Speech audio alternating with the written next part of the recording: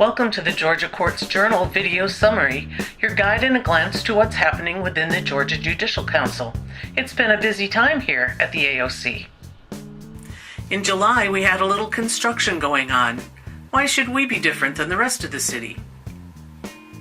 Elaine Johnson attended the Parental Accountability Court graduation in Newton County and was lucky to get a picture with Superior Court Judge Horace Johnson. On July 18th, Judge Mark D'Antonio, Probate Court of Muskogee County, stepped off the bench to let one young man, Jaron Joyner, experience being a judge for a little while. Tony Mazza gave a status update on reporting for Georgia's Juvenile Data Exchange Project at a meeting on July 21st.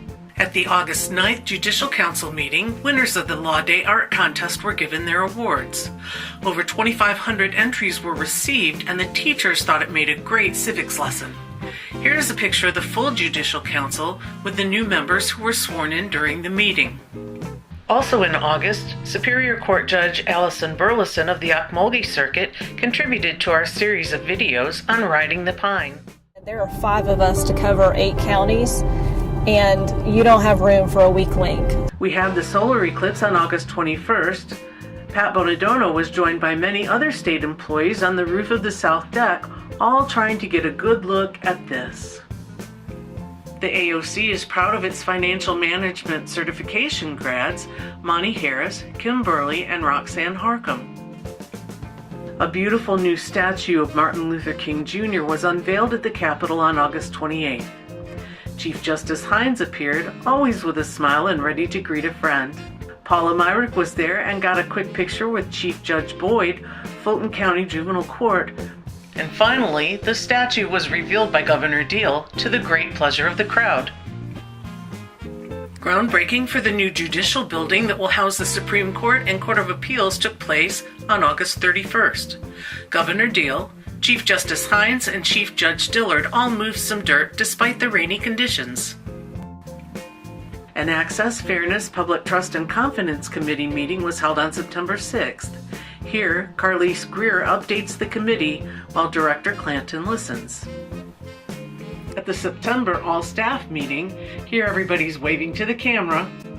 Judge Brian Rickman of the Georgia Court of Appeals spoke about his role as a former DA and how those experiences equipped him as a new appellate judge.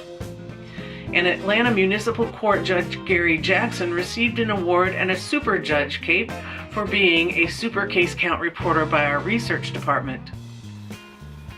The Council of Accountability Court Judges held their conference in September.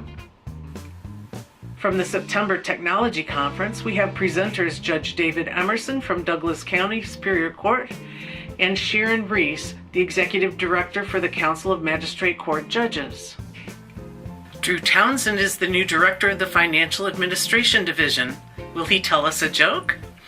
Chief Justice Harris Hines joined judges of the Piedmont Judicial Circuit on September 26th for a Day on the Bench event. Chief Judge Wayne Purdom, DeKalb State Court, presided over a bail reform meeting. Part of our state charitable giving efforts was a trivia contest. Here's the winning team, Robert Aycock and Jeffrey Thorpe, the Sherlock Homies. The AOC held a series of fundraising events, such as Guess Whose Baby Picture This Is?, Win a Lunch with the Director, and the ever-popular Jeans Fridays. Many important conferences and meetings were held in October.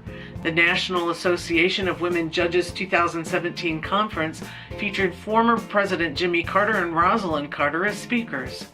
The women judges who were present from Georgia posed with a picture of Judge Dorothy Robinson, the first woman appointed by the governor to the Superior Court bench.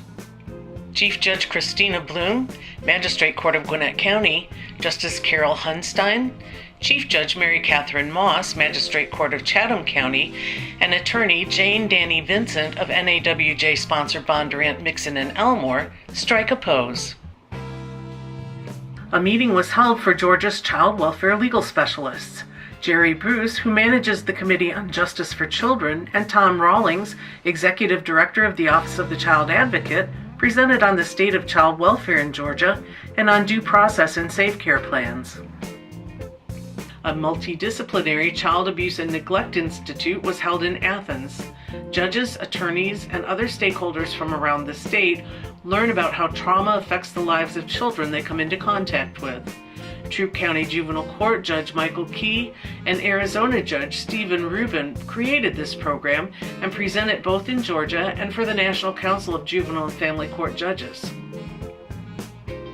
In October, the National Enhancing Judicial Skills in Domestic Violence Workshop, thanks to a grant from the Criminal Justice Coordinating Council and working with the Georgia Commission on Family Violence, was held, and it was a great success.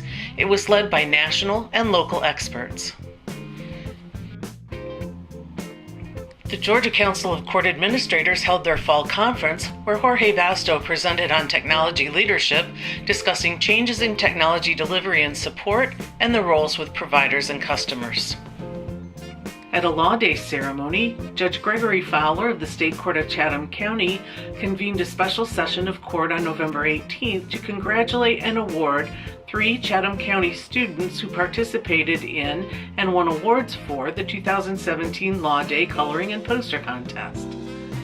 We are the Georgia Judicial Council Administrative Office of the Courts. What can we do to help you?